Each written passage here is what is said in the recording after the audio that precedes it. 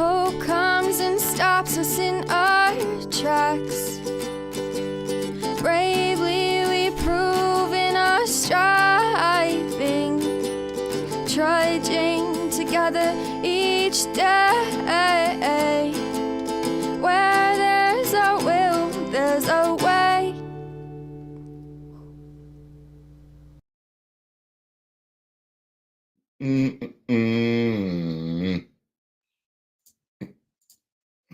Welcome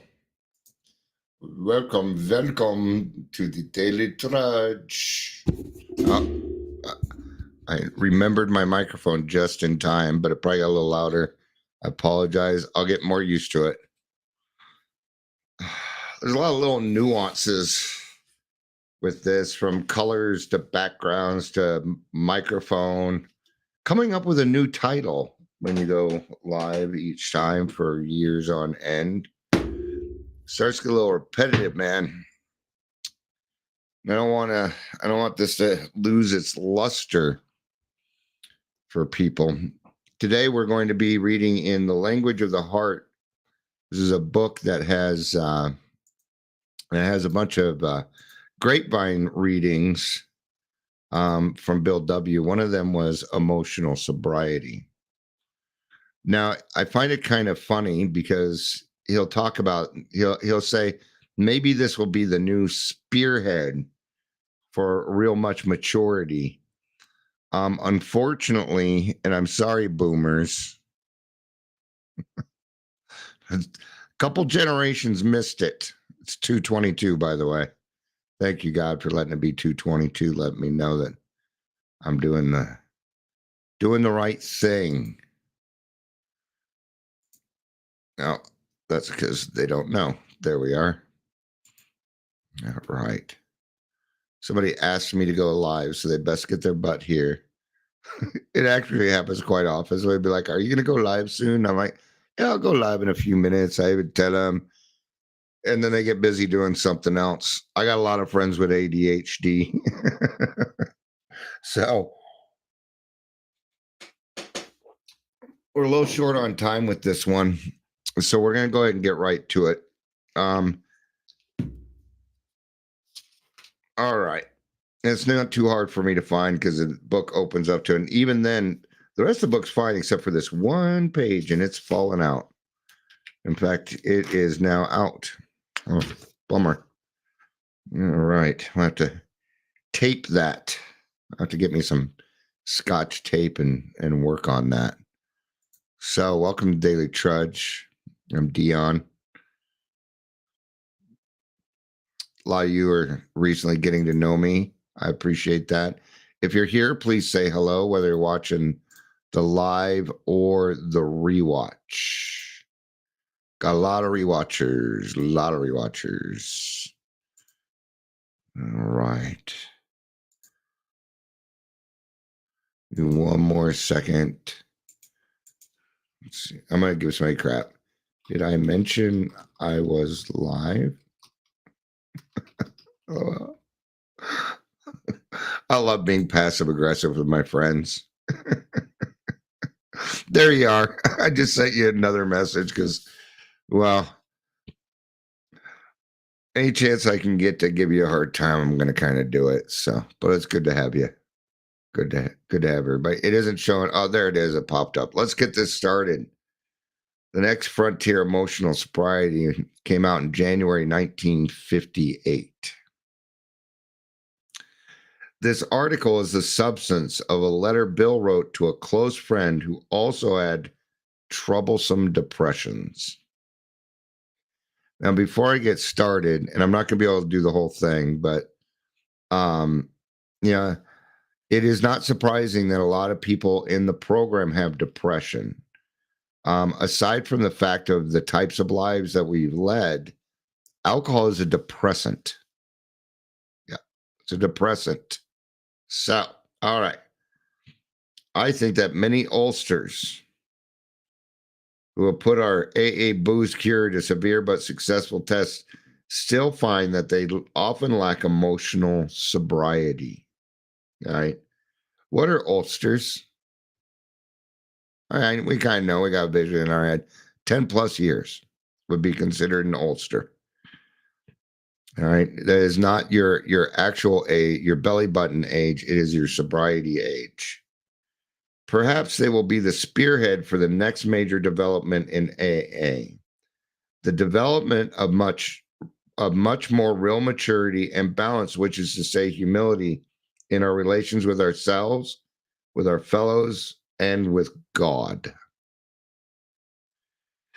Those adolescent urges that so many of us have for top approval, perfect security, and perfect romances, urges quite appropriate to the age of 17, proved to be an impossible way of life when we're at the age of 47 or 57. You know, a failure to grow up emotionally. Now, if you want to be a Toys R Us kid, if you got an inner child that still likes to play, that's not what we're talking about. You go out and have fun. Go to Legoland. Go to Disneyland. Go play in the dirt, man. So we're not, if you're walking through the store and it says, and there's a button that says press this button, press it. You can absolutely have fun in this world. But what we're talking about here is really the approval, like the approval of our parents. I was kind of young when I stopped trying to go for the approval of my parents, because I just knew I was never going to get it. I knew that I was never going to be able to be the person that they wanted me to be. But one of the things that does happen to us is we start to drink, and that is where we become emotionally stunted. So if you started drinking at 15, that is where your emotional maturity was stunted. Alcohol does that to us. Hi, Claire Joyce. Good to see you. Michelle, hello. Good to see you both. So, when I'm acting 17 and chasing the girls or hustling things, these are things that I cannot utilize as I get older. When you're in your mid 30s and you're throwing yourself on the ground having a temper tantrum, and that may seem a little far fetched, but no, it's true. You may not throw yourself on the ground and everything, but I was a whiny little shit. I'll just put it that way. Since AA began, I've taken immense wallops in all these areas because of my failure to grow up emotionally and spiritually. My God, how painful it is to keep demanding the impossible. And how very painful to discover finally that all along we've had the cart before the horse. Then comes the final agony of seeing how awfully wrong we have been, but still finding ourselves unable to get off the emotional merry-go-round. I guess 50's all right, Clara. Yeah. See, as you get older, you get to get away with some stuff. Right. I'm a little bit older and I get away with some things, but it's like get off my lawn. Right. But I like, this part where it says to find out that we've had the cart before the horse, and that's usually the problem with most alcoholics. It seems like in every situation I was in, I always had the cart before the horse. Okay. Fear is a good example of that. We tend to think we're going to have less fear when really what we get is more courage. It's not something we think of. Having more courage is a better deal than less fear. Oh, yeah, no worries, Amber. No worries. I was just giving you crap. All right. But yeah, finding ourselves out to get off that emotional getting off that emotional merry-go-round, it's tough because we don't know what to do. We only know how to behave one way. But until we come to some realizations and change some things, we will stay in that because we don't know better. Growing up, my parents would be like, okay, you got to stop lying. I'm like, okay, well, how do I stop lying? Well, you need to be honest. Okay, how do I be honest? Well, you stop lying. And for us, and I know To non-alcoholics, they're going to think that sounds crazy. But to us alcoholics, you understand that. You understand that. How to translate right mental conviction and right emotional result and so into easy and happy and good living. Well, that's not only the neurotics problem, it's the problem of life itself for all of us who have gotten to the point of real willingness to hew the principles in all of our affairs. You know, depression wasn't as tough because I've dealt with depression most of my life, but my PTSD, it very, very, very much applies to this. You know, I would talk to people even in the program, and they would say, you know, because if you haven't been through it, you don't quite understand it. And they would sit there and tell me, that's a resentment. That's a resentment. I'm like, this is not a resentment. I know the difference. This is something that is beyond me. It's beyond my control. I can't help myself. Right? I'm tired of people running around pointing finger at narcissists. Do narcissists get under my skin too? Absolutely, they do. But they are dealing with a mental illness beyond their control. Sound kind of familiar? Right? I'm so tired of hearing the word toxic. That's just new name calling for crazy, and I won't tolerate it. I will not tolerate it. Okay? These people run around telling you how to deal with a narcissist. Okay? If they're not willing to get help, leave them alone. It's a different mental illness. All right. The big stigma around that stuff. Yeah. So, you know, it says here that we've come to the real willingness, but why can't we seem to get over this hump? Okay. And they're going to get into the faulty ties that we have to other people for security, for being liked. Okay. What are we really talking about here? We're talking about self-esteem. And we'll get to that. Even then, as we hew away, peace and joy may still elude us. That's the place so many of us AA ulsters have come to, and it's a hell of a spot, literally.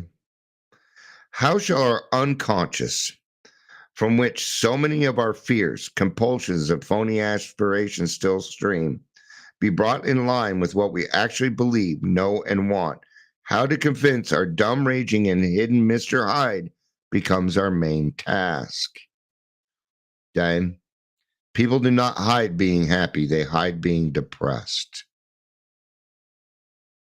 You can be around somebody and so you can be around somebody and they might be in the best mood. Oh, yeah, they look like they're doing so good. And 2 hours later, they're dead.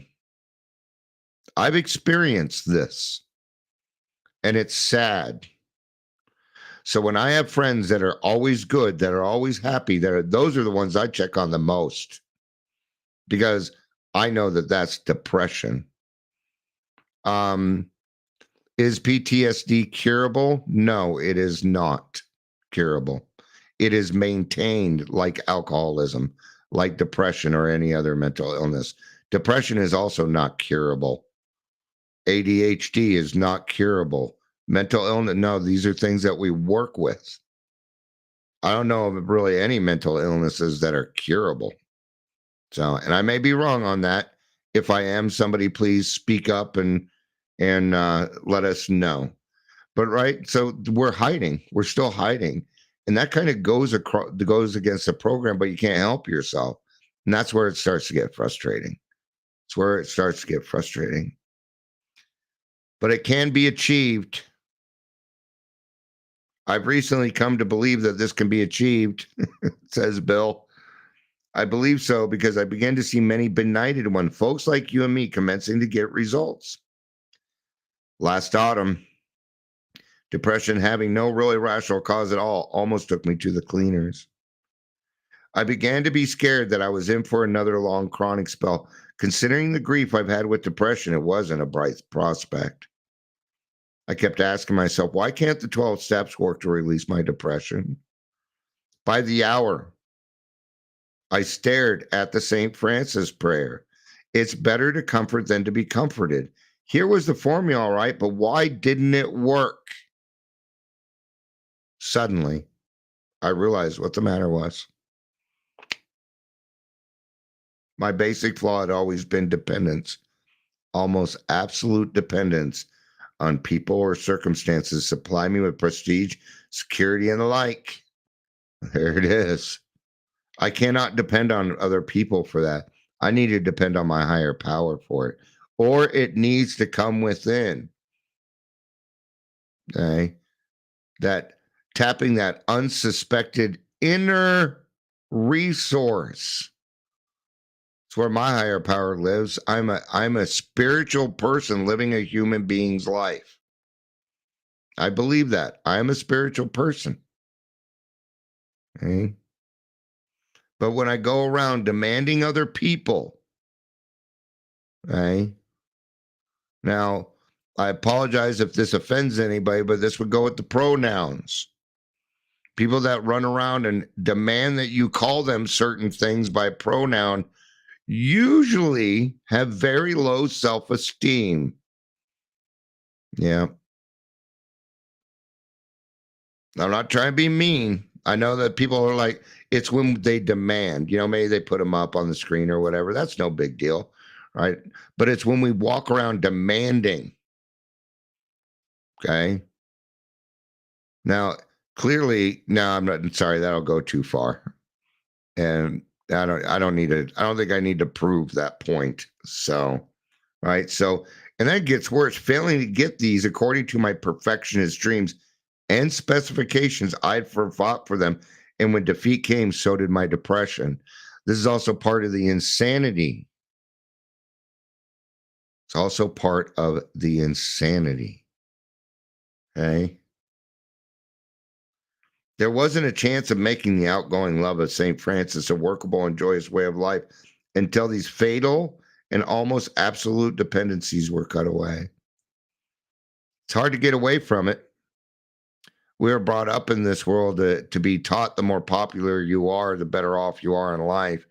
Anymore that people's actual moods, people's actual self-esteem is based upon how many likes and loves they get, how many comments they get, how many watches they get. Oh, dear Lord. Yeah, poor things. Celebrities are horrible about this. They just want your attention, and some of them will do anything to fucking get it. These are people with very, very low self-esteem. I know you are. Amber's all excited because she got her grapevine today. So, hey, I will say this about it. It's neat to see you get excited that you got your AA publication. For anybody that doesn't know, the Grapevine is an AA publication. We call it a meeting in print. It is a great publication. It really is. And the cost is very, very nominal. You can find it at grapevine.org, I believe, or you can just go to the AA main website and order it there. So until the fatal and almost absolute dependencies were cut away, because I had over the years undergone a little bit of spiritual development, the absolute qualities, frightful dependencies had never been before been so starkly revealed. In other words, he's seeing them now more because he's gotten healthier. A lot of other things have been removed from the sunlight of the spirit. So now other things might come into view. Okay.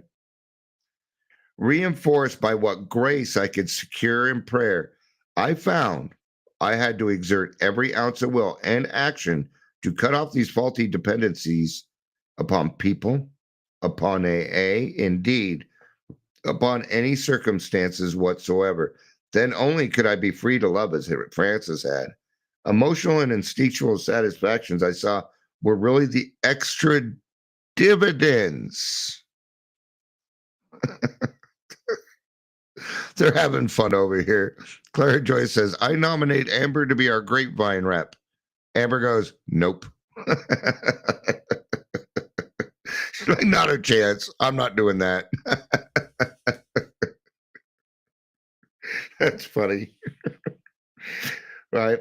So I saw that they were really extra dividends of having love, offering love, and expressing a love appropriate to each relation of life.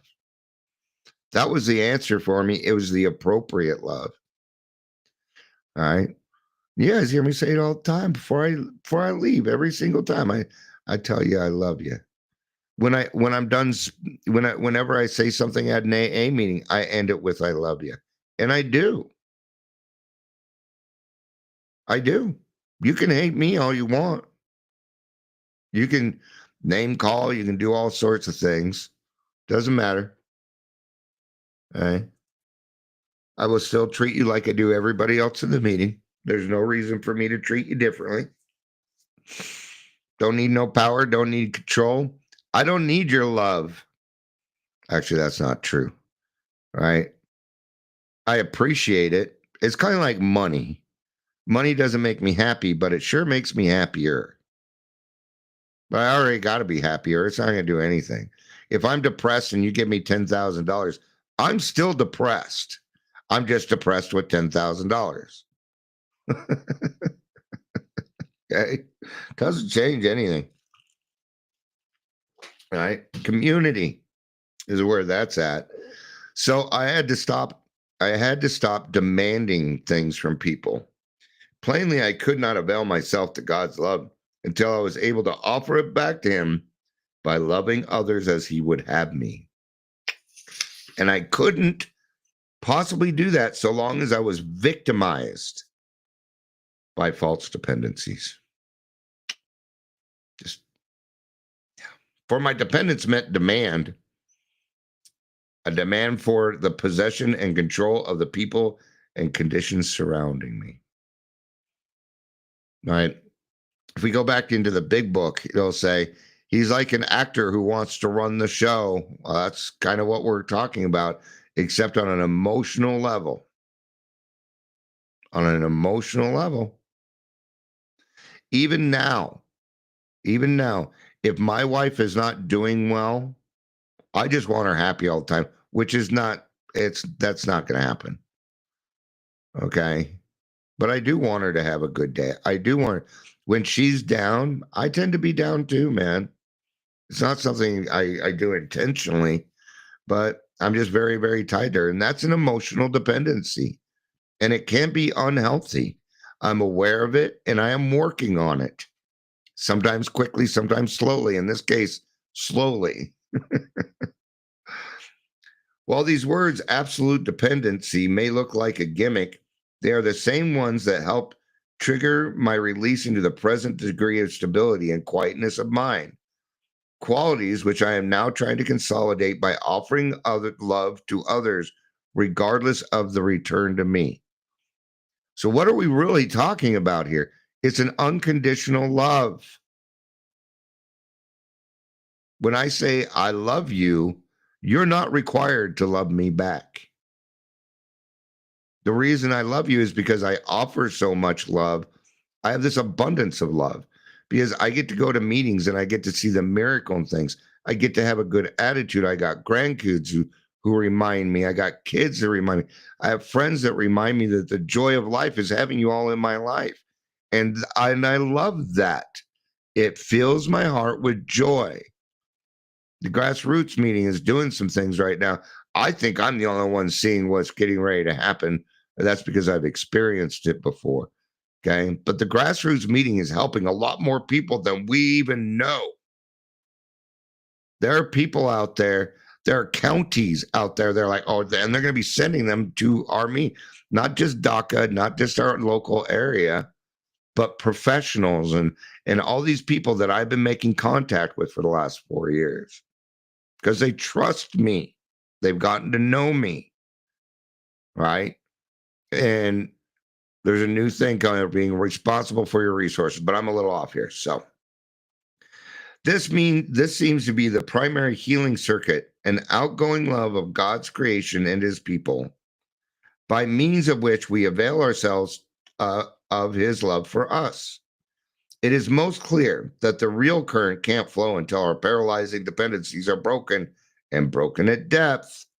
Only then can we possibly have a glimmer of what adult love really is, right?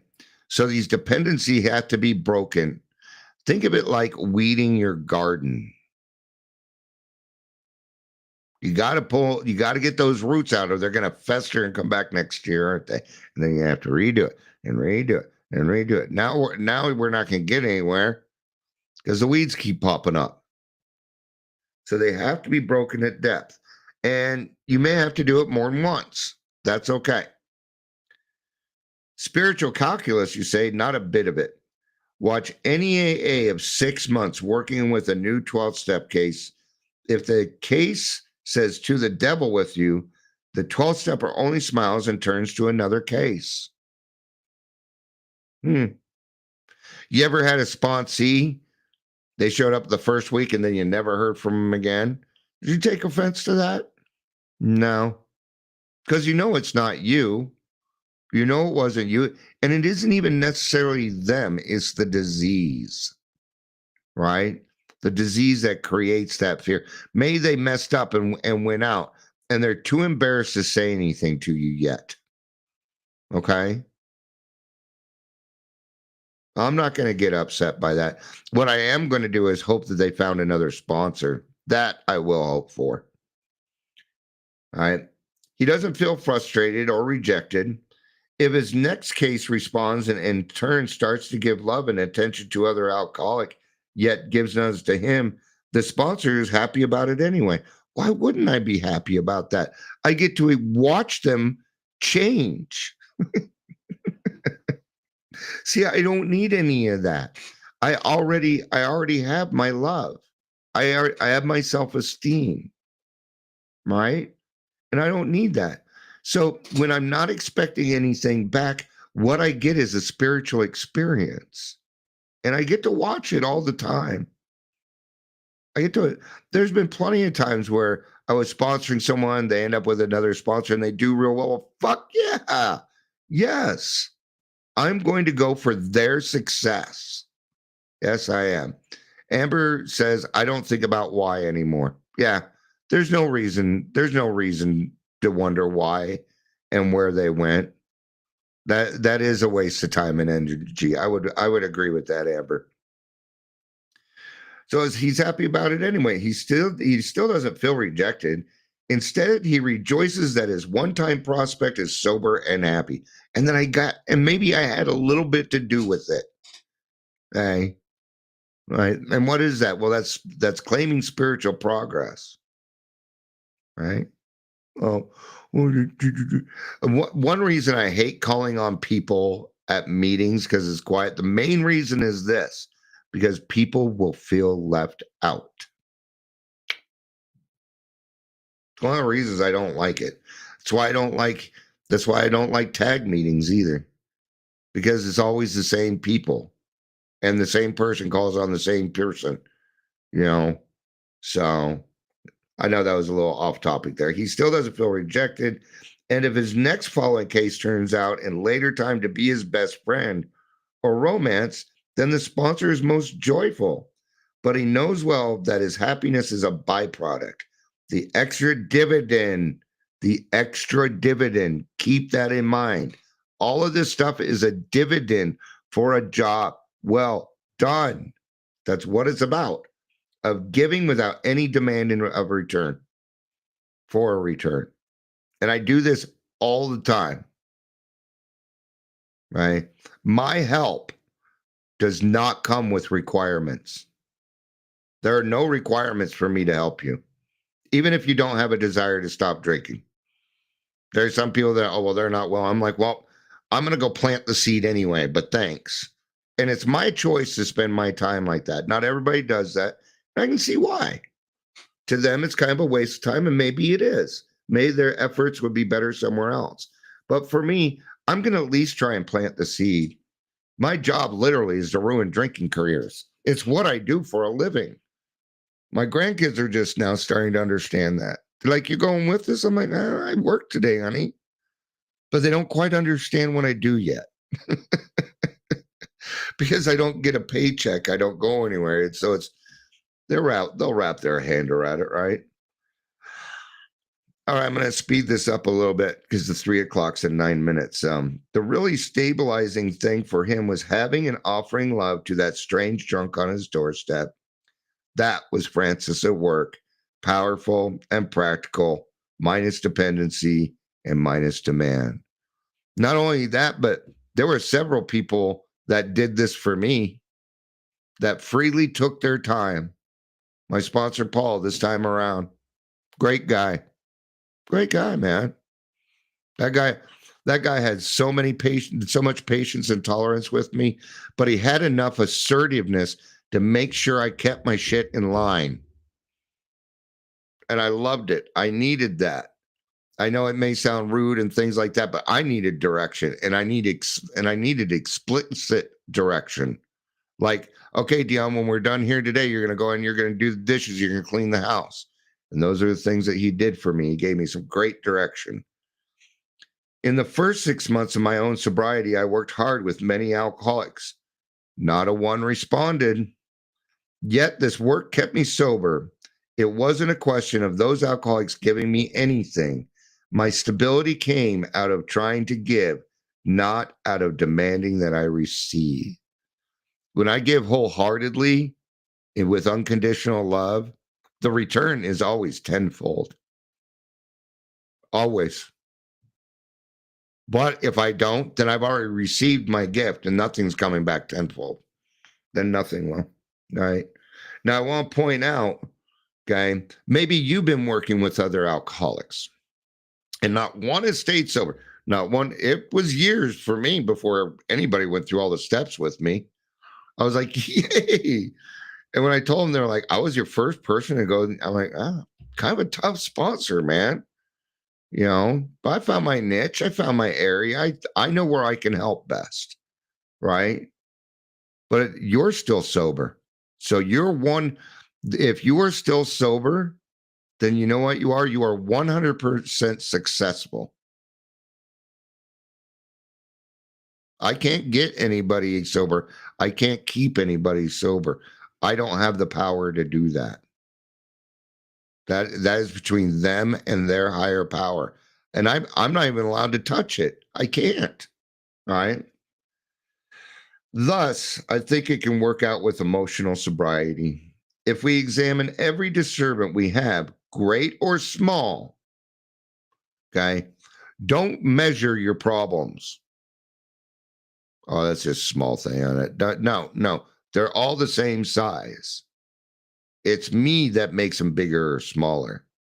Okay. Do you think it's okay to tell a white lie? Which means that's just small lie. Oh, it's just a little lie. Didn't hurt anybody. No, lying hurts people. There's no such thing as a little lie and a big lie. There's lying. Right. All right. Thus, I think it can work out with emotional sobriety. I already did that. Great or small, we will find at the root of it some unhealthy dependency in its consequent unhealthy demand. Let us, with God's help, continually surrender these hobbling demands. Then we can be set free to live and love. We may then be able to 12th step ourselves and others into emotional sobriety. A lot of this is going to go with fear. Hey, Gary, it's good to see you, man. With fear. All of my stuff came down to that's all I hear in this is fear. Fear that I'm going to lose somebody or something that I want, or that I'm not going to get what I think I should get. Those two things. See, back to that tapping the inner resource. That's got to come within. I have one little paragraph. I'm going to talk on self-esteem a little bit. Okay. Self-esteem is where it's at. So how do you build self-esteem? You do build self-esteem by doing esteemable things. Go help someone. Get out of yourself. I know it seems backwards, but that's because we alcoholics always have the cart before the horse. Do esteemable things. That means you go help somebody without any expectation of return. Then your self-esteem will build. Yes, then the confidence will be there. Then you will help more people because you have self-esteem. Then you can teach them how to have self-esteem. And it doesn't double, it quadruples when that happens. What else leads to it? Courage. Courage leads to self-esteem. Oh, I did that. Doing the fourth and fifth step, that leads to self-esteem. Absolutely it does. Okay. Self-esteem doesn't think isn't well, I'm the shit and I can do anything. That's not self-esteem. That is pride. And that's something different. That means I'm trying to impress the people around me. Do you know who you do self-esteem for? You. You can't do self-esteem stuff for anybody but you, or it won't work. That would be ego. All right, let's do this last paragraph and then I got a jet. Of course, I haven't offered you a really new idea, only a gimmick that has started to unhook several of my own hexes at depth. Nowadays, my brain no longer races compulsively in either elation, grandiosity, or depression. I love this last line. I love this last line. I have been given a quiet place in the bright sunshine. Calamity and serenity can mix. So calamity and serenity can mix. All right. Thank you, everybody. And I always like the comments and people adding their stuff in too. We cannot just have Dion's experience. We got to have more than that. So I always appreciate everybody pitching in. Right on. All right. Well, I'll see some of you in 3 minutes. I'll see some of you in 2 hours. And I'll see some of you tomorrow. So, all right. Thank you for being here. I appreciate it. I love you. You know I do. Peace out.